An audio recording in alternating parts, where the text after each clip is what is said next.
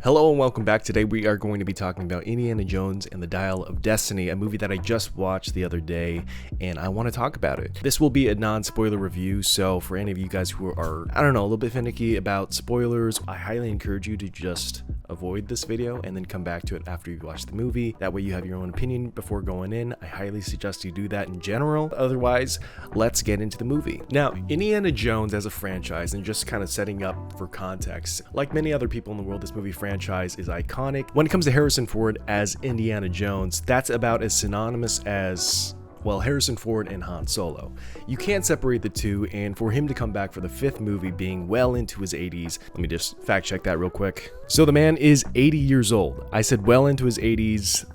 Could have fooled me. Apologies, he's not well into his 80s. He's 80 years old flat. All that being said, Indiana Jones coming back for the fifth movie with Harrison Ford back to fill in the shoes or to fill in the hat. It's nice to see. It's nice to see that he is in a role that he feels comfortable enough in, and a role that he is so ecstatic and positive about. Unlike his press for any of the times that he does Star Wars press. It's just night and day between those two. I think that if you're gonna have an Indiana Jones movie, you have to have Harrison Ford back as Indy. You can't just recast Indiana Jones, even though they've done it with River Phoenix. I know you can say other times that they've recast young Indiana Jones, all that. You can say that, but Harrison Ford is Indiana Jones. You just can't pull those two things apart. So it was great to see him back. And does it feel like you're watching an Indiana Jones movie? Now, that's one of the things about this movie that might divide a lot of people. Do I think that this movie is divisive? No, I think that the general audience will receive it in a more positive way, but I don't think that they're going to receive it anywhere near the way that Temple of Doom, Raiders of the Lost Ark, or The Last Crusade have been received. They are just iconic movies, and I think anyone can pick their favorite Indiana Jones movie out of that first three. If you choose the fourth movie, you are brave, and I want to shake your hand. Now, there's a lot of things to love about Kingdom of the Crystal Skull. Don't get me wrong, it's still a Spielberg movie. It still has all the Spielberg trademark things that you look for. And in this movie, it kind of takes its own course, because this is a movie that's directed by James Mangold, who you may know from directing Logan and Ford vs. Ferrari. Very, very great movies. And I think that this guy has an amazing track record, and he's on track to, direct a new Star Wars film or something like that. But every director in Hollywood is now lined up to do a Star Wars movie. So take that with a grain of salt. But I'm still excited about it. But James Mangold's track record has proven that he is the appropriate director to do an Indiana Jones movie, and I think he's very fitting for it because of his wide range of just movies that he's done. He's explored so many different genres and nailed it almost every single time. So, how can you go wrong with an Indiana Jones movie? Harrison Ford has sort of aged out of the role of Indiana Jones. And not that he isn't Indiana Jones. Yes, you can play a much more aged up Indiana Jones, but you're going to start to notice that a lot of the things that drew people in for the first three movies was sort of that power fantasy that Indiana Jones represents. He represents this masculinity while also still being this kind of goofball and vulnerable character.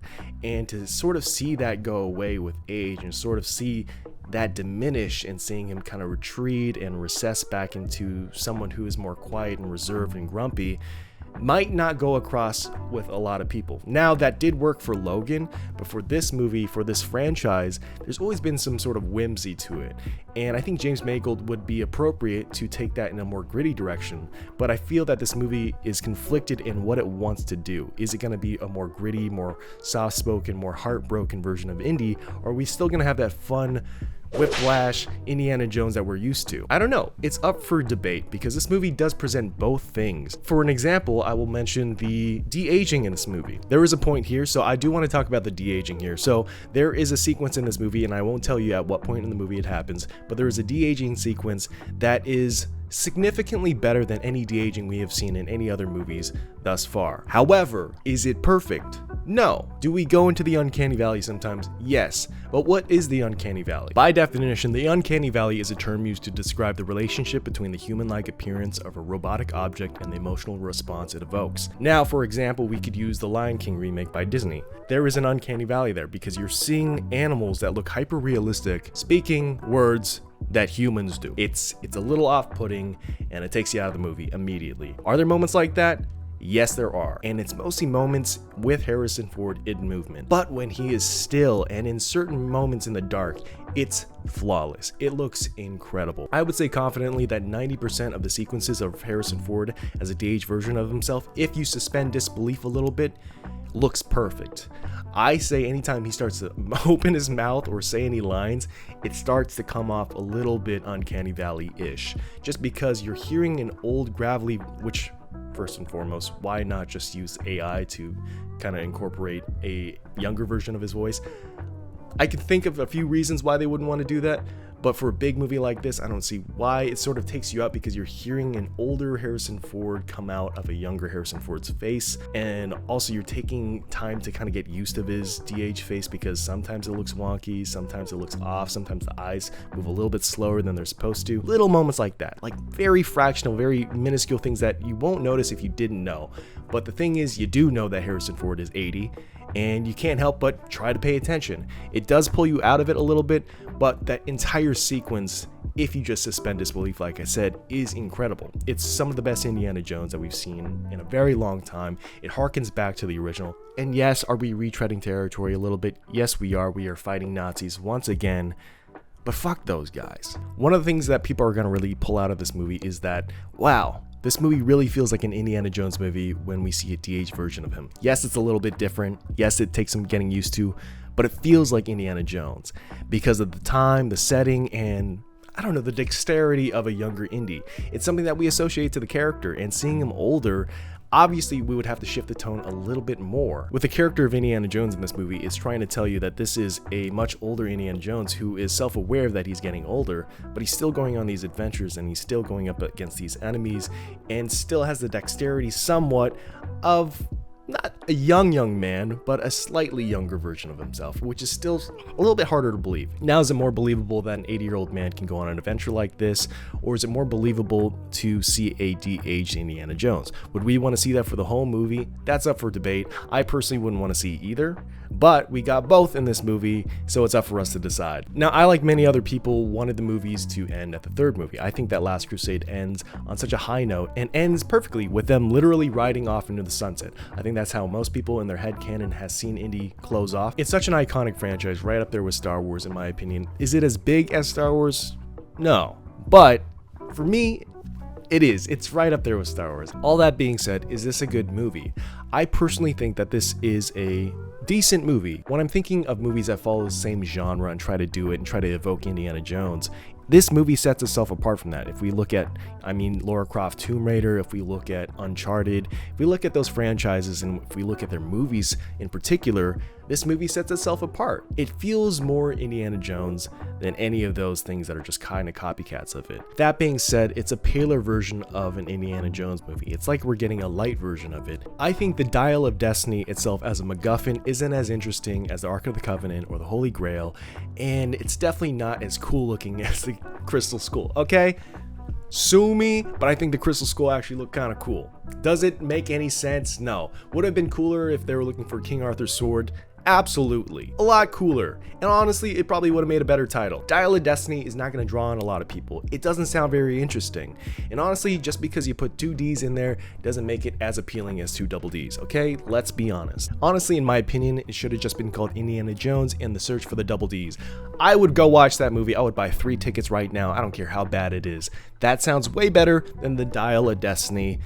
But I get it. Jokes aside, in the movie, the Dial of Destiny is rarely called, if even called out, the Dial of Destiny at all, because the real name of what they're searching for is actually a little bit harder for audiences probably to pronounce, the more general audience. So they say it a few times, and even the characters within the movie say it differently, which is a whole nother thing. But in case you don't want to know what it's called in the movie, I won't say it now. So just refer it to as the Dial. I think that the MacGuffin's purpose is actually pretty interesting, but it's not executed in the way that feels the most interesting to the story. I feel like they were opening up some ideas in the movie for the Dial to be used in Indy's personal journey and his personal relationships, but they don't really do that. They kind of hint at it, and that's it.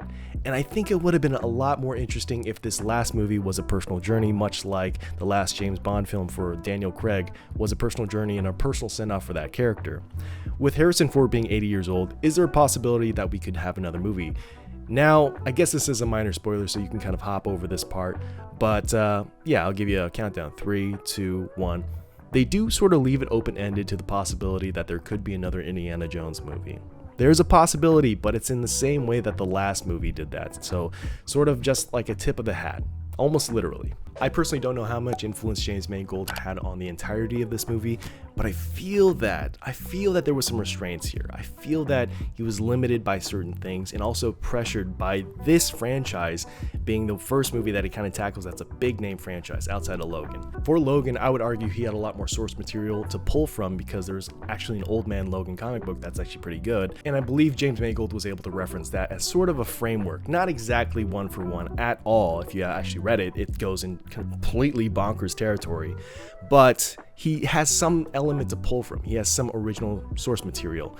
For Indiana Jones, in terms of looking at this character and progressing him and try to make him appealing to a modern audience who has grown up to love him through, I don't know, either cultural osmosis or they have parents that grew up on these movies, it's hard to take a character and admit, hey, this is a much more tired version of this character. He's a lot more exhausted. He's not as quick-witted.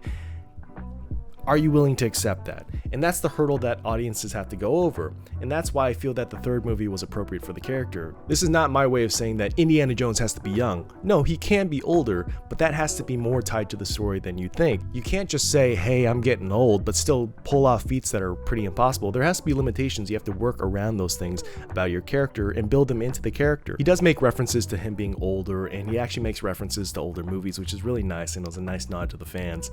But that still, as an audience member, takes you out of the movie a little bit when he's still doing some pretty impossible stuff that even me, close to 30, cannot do. But for Indiana Jones, that's what you want to go into. You want to see the adventure. You want to see him doing stuff. You want to see him being active. And that's the thing, that's the hurdle that you put him in, is that maybe you should have put him in more of a Sean Connery role, like in Last Crusade, and have someone that he's mentoring. Now that probably wouldn't go right with most people, most fans of Indiana Jones. They don't want to see the next generation come in, they want to see Indiana Jones. But here's the thing, you're stuck between a rock and a hard place. You're making a movie about a guy who clearly isn't the same guy he used to be, so you have to do things with the story to make him still appealing, make him still be useful. But you have to be a little bit more realistic, a little bit more grounded with the character, because you can't tell me that an 80-year-old man's going to punch a 40-year-old guy in the face and win the fight. It's very hard. It's very hard to get over. Now, is it possible? Could Clint Eastwood kick my ass? Absolutely. You know what I mean. Now, speaking of someone that Indy mentors in this movie, we have Helena Shaw, who is Indy's goddaughter. And she is the daughter of a person in Indy's life that is very important to him. So important that he never mentioned him once in any of the other movies. I know a lot of people were suspecting that it might be Marcus Brody's daughter, but that was never mentioned either, so I don't know. There's not a lot of merit to that theory, but there's not a lot of merit to Helena Shaw existing in this universe either. But lo and behold, she's here, and they do some flashbacks to kind of justify that time difference and not explaining that she was a part of his life. Yes, it works for the movie within this movie, but in terms of all 5 movies, not mentioning her once is kind of interesting. Just thought it was odd, but it's something you quickly get over. Now, is Phoebe Waller-Bridge great? I'm a big fan of Phoebe Waller-Bridge. I think she was excellent in Fleabag. I think it's a perfect show. I think she's a very great comedic talent, a fantastic writer. Does she fit in the Indiana Jones universe? Yeah. I think that Phoebe Waller-Bridge and Harrison Ford actually do have really good chemistry. They work well off of each other. You sort of do believe that she's Indy's goddaughter to a degree, but the fact that they've never mentioned before does sort of grate on you a little bit. You're like, okay, there's a lot of history here that wasn't established in the past. It would be nicer if it was, but it wasn't, and I get that they have to do this because you have to have Indy bouncing off of someone, because there's always someone else in the Indiana Jones movies that Harrison Ford has to bounce off of. It's just kind of the dynamic they set up. He's a little bit hard-nosed, and he's someone who doesn't always have a plan, but he finds his way out, and the other person's always telling him he's stupid and like knocking him down a peg a little bit, and that's what Phoebe Waller-Bridge's character is supposed to do. However, in this movie, she is literally his goddaughter, and you think that there's gonna be a little bit more tension there. There's a little bit more tension in their relationship, especially knowing how little they've actually spent with each other in the past. 0, next to 0. That is important because you need to see that this character means something to Indy, and you don't really do. You kind of find her to be more of a nuisance than anything else, and she's not a love interest because that would just be problematic. beyond belief. That would just be disgusting. So they're not going that direction, but it's like they're almost trying to fit her into where a romantic interest would be in any of the other Indiana Jones movies, but without the romantic part. So they're taking that out. And so what do we have? Well, we have the opportunity to show a strained relationship between a man and his goddaughter, a person that he hasn't seen in years. But they don't really take full advantage of that. They don't see any tension between. There are a couple lines here and there to establish, yay, you've been absent for a lot of my life. I wish you kind of had someone to raise me. It would have been nice to have someone to raise me. Someone maybe legally hired to be my guardian. Oh, you. They do have a throwaway line like that, but they don't really delve into it further. And I think that was a missed opportunity. I think she's also supposed to fill in the hole that is left by a certain character that they... what do I do? I'm not going to say who, but you can kind of guess and fill in the blanks for a certain character or a certain person that was in the fourth movie that is no longer in this franchise. They have been subsequently written out.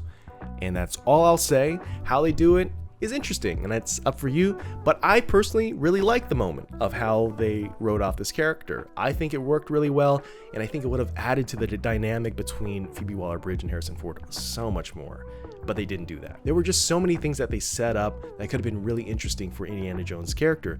If you can't have him physically dealing with something like he used to, have him go up against something that will mentally shake him a little bit, something that will actually get into his heart and show us the core of Indiana Jones a little bit, show him be vulnerable in other ways other than him shedding blood or getting in close encounters. I would love to see an Indiana Jones movie that is more dynamic, much like Logan, but you don't really go for that in an Indiana Jones movie. So that's why I'm saying you're stuck between a rock and a hard place, because you don't really go for an Indiana Jones gritty drama. You're kind of going for a swashbuckling adventure, and that's what most people have signed up for. So what do? Do you create new fans of this older Indiana Jones, or do you please the fans of the younger Indiana Jones? It's a tough pickle, and it's a hard egg to crack, and I can't imagine the task that James Mangold had to do. He's a talented director, and this in no way should tarnish his name or his credentials.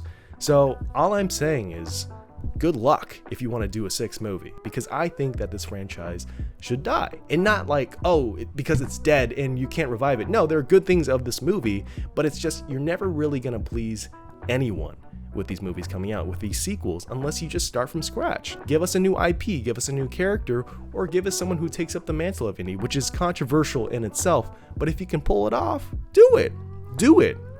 Have him be the mentor figure. Have him be the Sean Connery in this. Have him be the guy who's just kind of rolling his eyes being like, I could do that better. Like, that would be such a fun dynamic with a younger, more spry person. And I can't think of anyone who could fit in that role. I just knocked my desk over. I cannot think of anyone. Insert picture of Ke Huy Quan holding an Oscar. They've kind of cycled through people that could potentially be the next Indiana Jones, and fans have obviously been like, no. I think the only way that we could please those same people is if we bring Short Round back, because he is a beloved character that I think everyone who's a fan of Indiana Jones has loved him, and now new audiences love him even more now after Everything Everywhere All at Once. That is such a long title. I hate to say it, but I love that movie so much. And it's great that Ke Huy Quan is having this resurgence. A lot of people were like, well, of course he's going to be in this movie. Of course he's going to be mentioned in this movie. And is he? Again, you'll find out. And speaking of Short Round, when we're talking about Short Round, there is sort of a surrogate for Short Round in this movie. There is a young kid in this. Wonderful actor. Doesn't have as much sharpness as Short Round. Doesn't have as much energy or exuberance. But then again, he's not supposed to be Short Round. But he is sort of filling in that Short Round shape, you know what I mean, in an Indiana Jones movie. He's supposed to be this nimble little kid that's able to, get from point A to point B and not be seen and sort of be sneaky. He's used very little bit in the movie, and I'm like, did he need to be in this movie? And then there's one moment in the movie where it's like, oh, that's why he was supposed to be in this movie, because they needed someone to bait Indy. So that's kind of unfortunate, and I guess maybe that's a spoiler, but it's such a minor thing in the movie. It doesn't really bear any weight, so don't worry about it. But yeah, it's just interesting that you have all of these people in here who are like, I don't see them sticking around in the franchise very long. I feel like they're very much temporary characters. Unlike the movies like Raiders of the Lost Ark or unlike Temple of Doom, there are characters in those movies that you're like, I wouldn't mind seeing them back in the franchise again. In this movie, you don't have any characters that are new that you're like, I wouldn't mind seeing them back again. There are certain characters in this movie that I would like to see back again, but unfortunately, you're not going to be seeing them back again. So I'm not even going to say their names. But once you watch the movie, maybe you'll kind of figure out why, why I said that. Now, does every character in an Indiana Jones movie need to be iconic? No, but they need to be memorable. And frankly, I don't find a lot of these characters that are introduced to be that memorable, or characters that I'll be missing. But now that they're established, it's like it'd be weird if you don't introduce them back into these movies if we do more movies.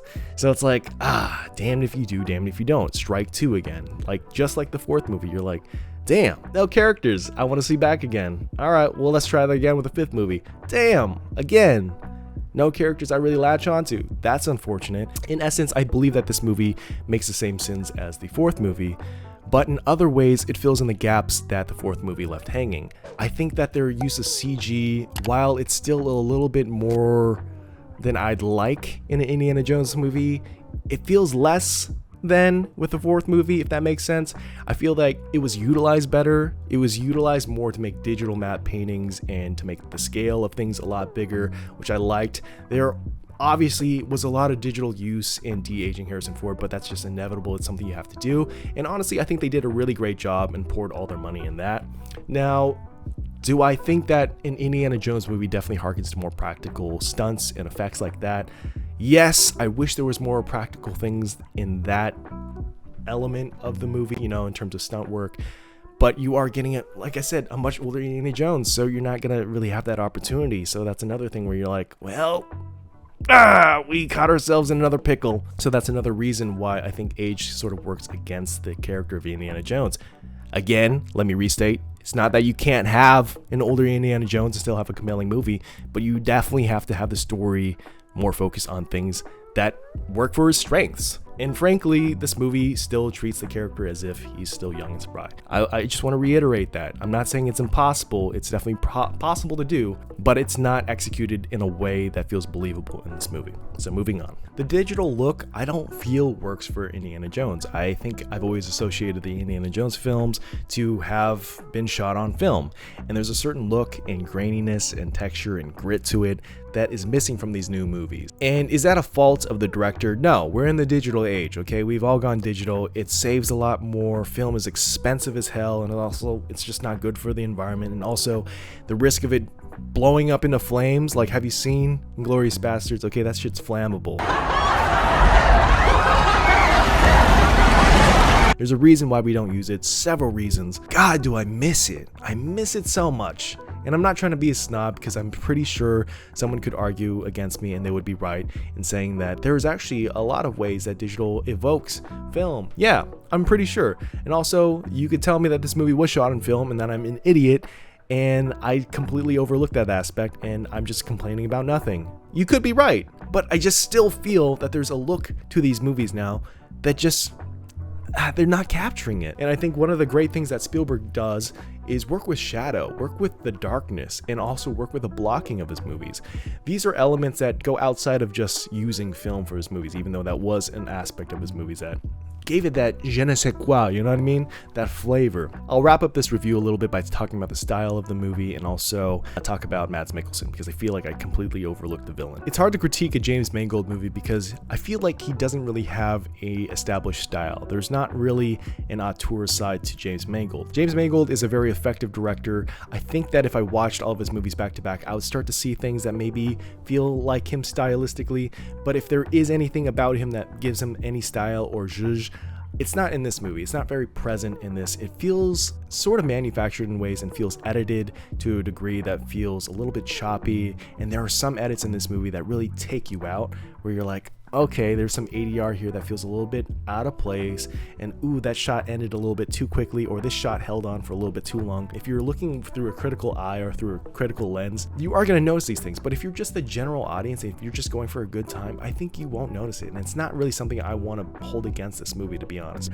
I think that Spielberg definitely left a stamp on those first three movies, and even the fourth movie. He left a stamp on those movies where there is a Spielberg element to it, where you recognize the style almost instantaneously. The guy is an auteur director. He is someone who knows how to use lighting, knows how to use shadows, knows how to block his characters in a way, and knows how to use a shot in the most effective way. Actually, I'll link a video right here. Here's the video I was watching. He goes into Spielberg's blocking, and it's 100% true. I've never seen a video that really explains what a Spielberg movie kind of evokes in terms of his blocking done better than this guy. So go check out that video. It's awesome. There is the villain, who finally I get to talk about, Mads Mikkelsen as the villain. I think he actually works really well in this movie. He plays this mad scientist that works for the Nazis. He devises this plan to use the Dial of Destiny, obviously without spoilers, for a certain thing that he wants to do, which I thought was super interesting. I don't know. I think that the character worked really well. Is he the most memorable villain in Indiana Jones? Honestly, I would argue that a lot of the villains in Indiana Jones aren't that crazy memorable. I know. You might be like, whoa, but honestly, if you think of the most iconic villains in cinematic history, I don't think of Indiana Jones' villains as being that iconic. Now, I think that he fills the role for an Indiana Jones villain very well. He just has to be a Nazi and have a goal that's similar to Indy's. That's it. That's pretty much half of the movies in the Indiana Jones franchise are. They're just Nazis who want the same MacGuffin as Indy, and that's it. That's a conflict. Honestly, you don't even have to make them Nazi. Just make them want the same thing, honestly. That's it. And if you want to make them evil, make them a YouTube prank channel or something. I don't know, if you're trying to come up with something evil. Where was I going? Mads Mikkelsen, very great. Obviously, he's always going to put in a stellar performance. Sometimes he's not utilized correctly, sometimes he's underutilized, but I think in this movie he is very appropriate, and he plays kind of this like stone wall against Indy. Anyways, I think he did a very good job. Was he a standout performance in this movie? I would argue that there are no standout performances in this movie, and that's all I'll say. Now, overall, looking at the movie, looking at how much I feel that I've trashed this movie, there are good parts of this movie. There are moments in this movie where you're looking at Harrison Ford, even though he's 80 years old, you're still seeing Indy in his eyes. You're like, oh, there's that fire in there. There's that desire to restore history and to keep history and retain it and put that shit in the museum. Like, there are so many moments in this movie, you're like, there he is. And I wish they still caught that awe-inspiring element of Indiana Jones in a way that was respectful to just the idea that, hey, you can be 80 years old and be strong in other ways. You don't have to do physical feats that are nearly impossible for anyone of any age. Like, you can make him more believable in that way and still make him compelling by just writing a story that's appropriate for him. And there are characters that are introduced in this movie that are from the other movies. And while you could watch a Marvel movie and be like, oh god, another like cameo, in this movie, it's kind of nice because this is the final time you're going to see this character probably, and it's nice to see some classic characters return just to kind of say goodbye or be like, hey, I got your back, Indy, and it's sweet. Speaking of characters, though, that are kind of like cameos, Antonio Banderas in this, I don't know why he was in this movie. He was... this isn't a spoiler. He's just in the movie. He's just in it. Like, he doesn't do anything crazy important for the story. He's just kind of there. And I thought that was really interesting.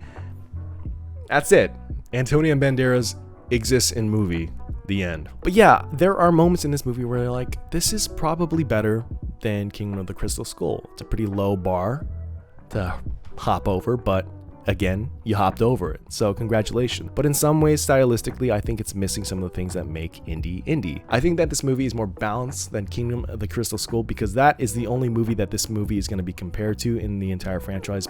Just trust me on this. I also think that Kingdom of the Crystal Skull has more style than this movie does. They're kind of this yin and yang. Like, you could choose one or the other, and I wouldn't fault you for it. I wouldn't be like, oh, you like Dial of Destiny less than Kingdom of the Crystal Skull? You're crazy. I wouldn't say that. I'd be like, honestly, it's whatever you want. Like, you could say Kingdom of the Crystal Skull you prefer over Dial of Destiny or vice versa, and I couldn't fault you for either choice. So that's all I'll say about that. Overall, what would I give this movie? I usually don't like to give scores because my feelings on movies change every time I see them. I'm always like, oh, maybe I knock it down a peg for that, or maybe I'll boost it up a little bit.